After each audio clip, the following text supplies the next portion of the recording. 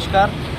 आज दिनांक 23/11/2024 को फतेह स्कूल के अंदर सलूम्बर विधानसभा उपचुनाव की को लेकर के जो मतगणना थी, उस मतगणना के दौरान 15वां राउंड तक हम लोग हमारी बीजेपी पार्टी से जीतू भाई कटारा जो चुनावी मैदान में थे, लगभग 11,000 वोटों से वो लीड पे थे।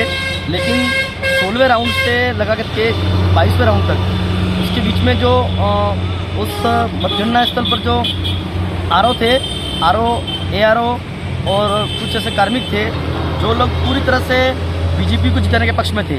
और हम लोगों ने 19वें राउंड के अंदर हम लोगों ने उनसे मांग करी कि जो शीट है टोटल वोटिंग्स वाली वो हमारे को दी जाए। उन्होंने ना तो हमारे को शीट दी और ना ही जो राउंड वाइज जो वोट का जो आंकड़ा था वो भी उन्होंने वहाँ बोर्ड पे नहीं लिखा। और इन्होंने हम लोग 21वें राउंड तक हम लोग 350 वोट से हम लोग आगे थे। लेकिन 21वें राउंड पे हम लोग आगे थे, लेकिन उसी टाइम पे बीजेपी के कार्यकर्ता फतेह स्कूल के ग्राउंड के अंदर आते हैं, मतगणना स्थल के अंदर, और वहाँ आके नाराबाजी करते हैं, बीजेपी जीतने की वो दावा करते हैं और नाराबाजी करते हैं। और उसके जैसे ही हम लोगों ने हमने मांग करी कि भाई वीवीपैट की जो है उसमें वीवीपैट कुछ मशीनों की वीवीपैट की जो है बूथ है उनकी एक बार वीवीपैट की पर्चा मिलान की जाए। तो वीवीपैट की पर्चा मिलान की जा रही थी और आरओ साहब ने बिना रिजल्ट डिक्लेयर के, हमारे को डाउट था कि हम लोग जीत रहे हैं या बीजेपी जीत रही है, क्योंकि टक्कर काटेगी थी। तो आरओ साहब ने सीधा बीजेपी कैंडिडेट को फ़ोन करके बुलाया अंदर, और बुलाते ही उनको रिजल्ट जो अपना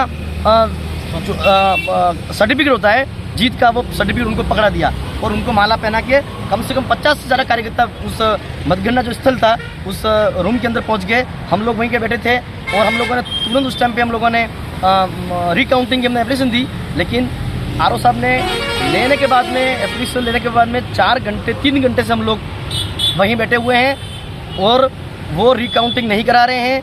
और पूरी तरह से जो आरओ साहब हैं या जो प्रशासन है, जो कार्मिक जो लगे हुए हैं, पूरी तरह से बीजेपी का एजेंट बन के इन लोगों ने काम किया है।